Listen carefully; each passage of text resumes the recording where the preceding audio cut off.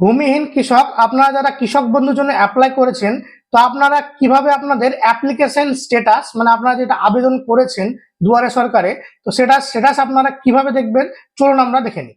প্রথমে আপনাদেরকে কৃষক বন্ধু লিখে সার্চ করে দিতে হবে। তারপর এই যে প্রথমকার যে ওয়েবসাইটটা আছে এখানে আপনাকে ক্লিক করতে হবে। তারপর এখানে দেখুন লেখা আছে নথিভুক্ত কৃষকের তথ্য, এখানে আপনাকে ক্লিক করতে হবে।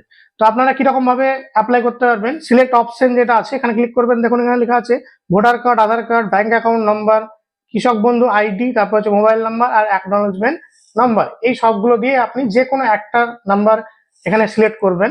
ধরুন আমি এখানে সিলেক্ট করলাম মোবাইল নাম্বার, তো এখানে আপনার মোবাইল নাম্বারটা দিয়ে দেবেন যেটা আপনি ফর্মে লিখেছেন সেটা।